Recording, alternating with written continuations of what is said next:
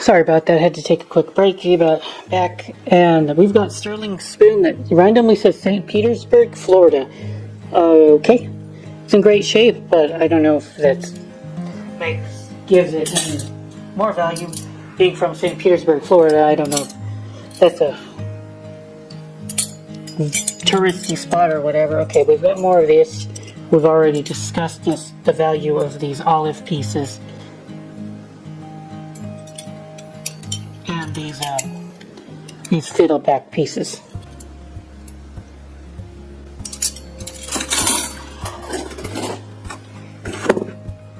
Look how dull this is, guys. This is nickel silver. If that. It's marked German.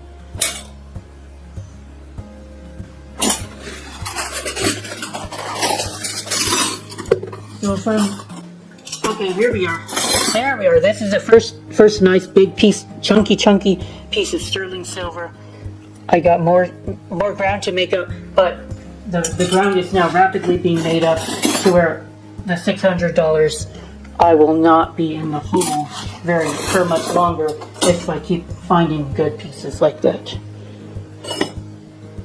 It's a shame that some of this olive is really worn down. You see the plating is almost all gone, but it's worn down kind of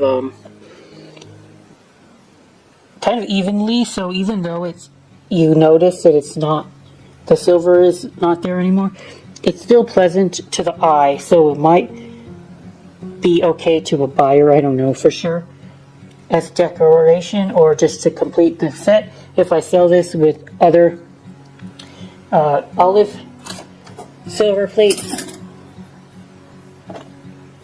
I've noticed these spoons here with the edge cut off, and there's scratches on the bowl.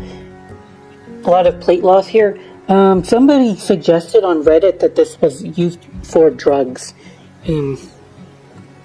possibly crack cocaine, heroin. I don't know. Does anybody have any ideas whether that's actually true? And hopefully though I didn't just get the video censored, not like my videos do that great that I would have to worry about being censored. Anyway, I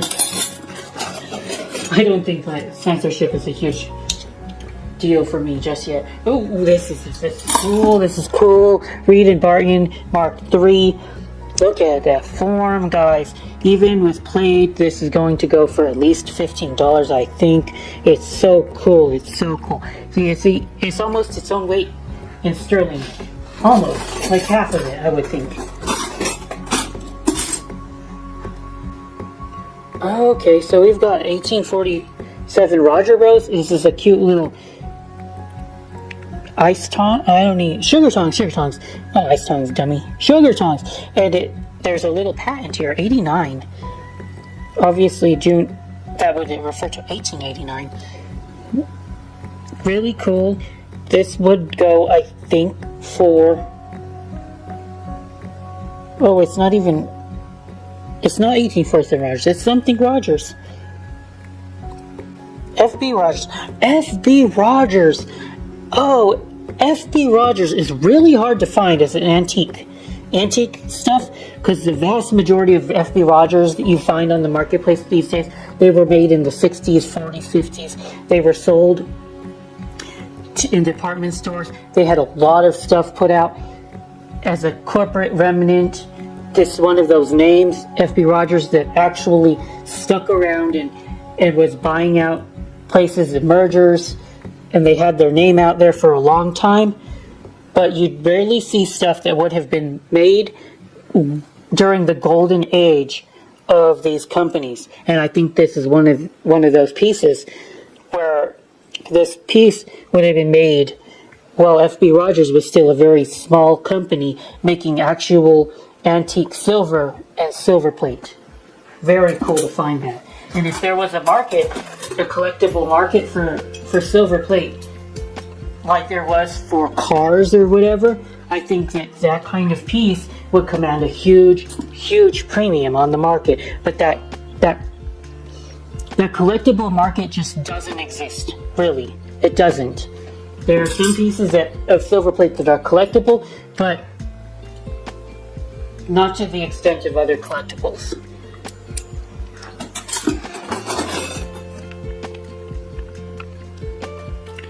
Oh, here's a maker that I haven't talked about yet, I don't think. This is Redfield Rice. I found some of these later on. And they are what looks like grape pattern. We got grape pattern going on, and unfortunately there's a little bit of plate wear on the back. You guys see that? We can see where the plating has worn away. Where you see kind of like this mottled brownish color that doesn't quite look the same as the silver, which is tarnished kind of like purplish. Then right here we see that plate thinning. Plate thinning on the back of the bowl on spoons is relatively common. People scrape this area with their teeth. Plus it's rubbing against tables and surfaces when they are sitting, you know. So you see that a lot. But I think they still have some value.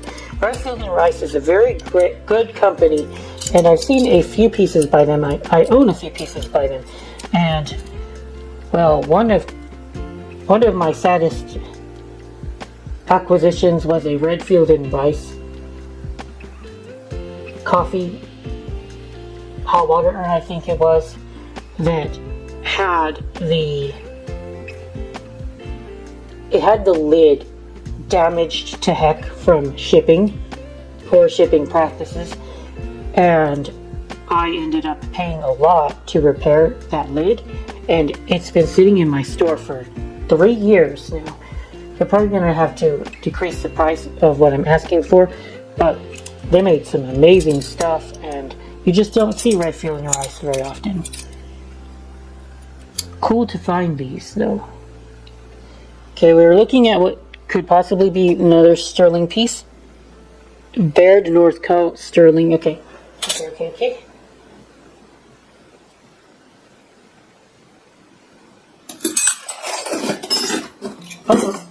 Ooh. Darn it. I thought for sure. I thought maybe I finally found some coin silver. Whoever this was collected really cool silver plate, but they didn't like to collect coin silver for some reason. That's the funny thing about this lot. And almost all of it is monogrammed with the letter A, which kind of has the resale value. But A is a nice letter, you know. Maybe someone will forgive that transgression. Oh, I thought that this was sterling again, but it's actually marked silver plate. No maker, but all it's marked as silver plate. Okay. It's really toned like it's sterling though. Oh my goodness. And the form reminds me of silver too. This is a piece that you could fake easily. Say it's sterling. I wouldn't have been any the wiser.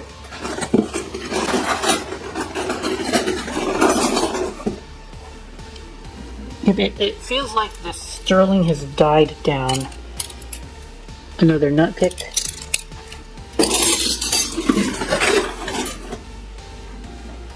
Clearly silver plated. This is 1847 Roger Bros, and it's a nice pattern. Somebody will want that.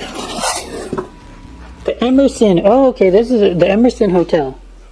Oh, nice to find some hotel feet. Where I'm gonna put that over here because I'm already trying to sell some hotel wear. So I'm just gonna throw it into the pile of other hotel wear.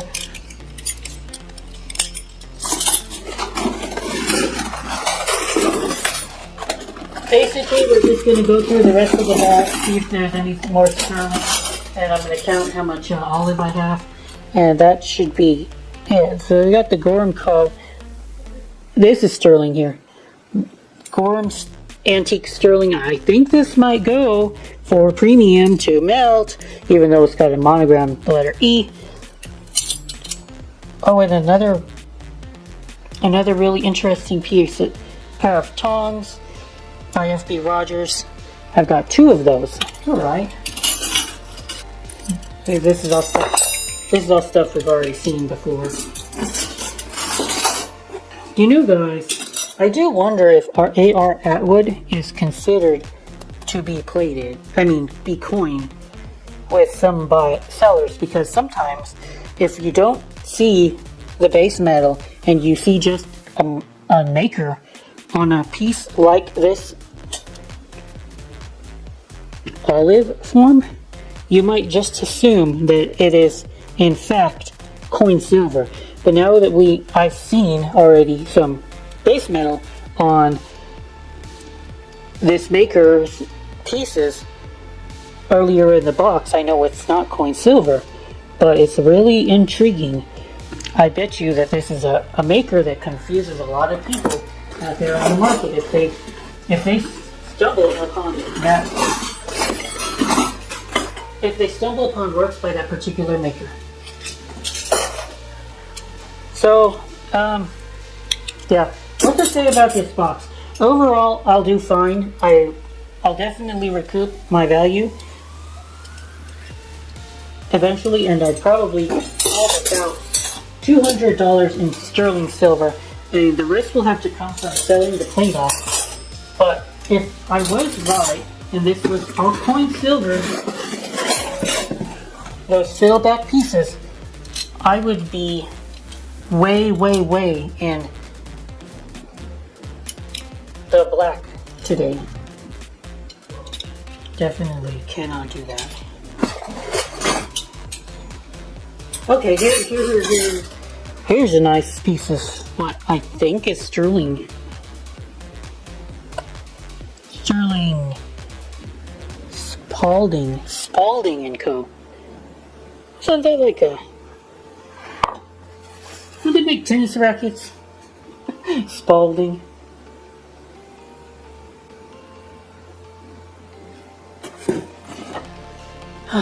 Looking at the box, it appears that this might be the last sterling in the box. Oh, no. I spoke too soon. This is definitely sterling. I know that. In fact, yeah, it's sterling.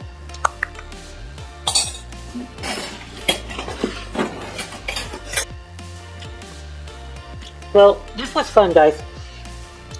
This is all the silver that I've been able to scrounge up from the box. It was about 400 grams, which still leaves me with a shortfall, but it's not as bad as I thought it would be after I started seeing that my coin silver wasn't coin silver. So, crisis averted at least. And some of this silver is really beautiful. Like, there's some Tiffany and there's some Gorham. Really nice stuff that I think could sell for a premium. I'm gonna list it off because I really need to make something off of my $600 I spent. But look at that, Tiffany spoon, and I don't know if it's going to be super premium, but I would think at least a little bit above melt. It's got a monogram here and nice pattern. I think Tiffany's made prettier stuff, but hey, beauty's in the eye of the beholder, right, guys? And there's some Gorham here. Oh goodness, look at the Gorham. That's really nice patterns.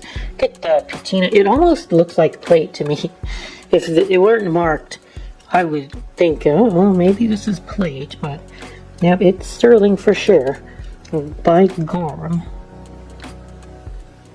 Maybe I can figure out the pattern there, and I don't know if I should polish it or sell it as is. Maybe I'll sell it at, list it as is.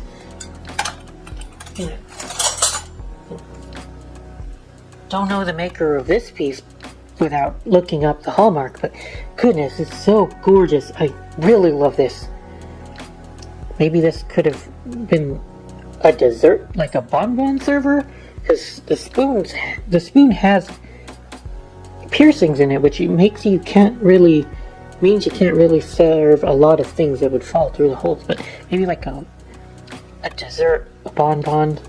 Back in the day when people really liked sterling, and very beautiful sterling at that, they would pay a lot for this kind of thing to impress their neighbors and have great banquets.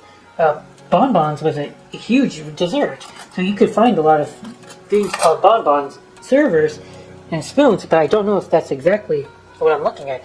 Look at that. This piece. Whoa. So let's talk about the plate again. I also had a lot of fun.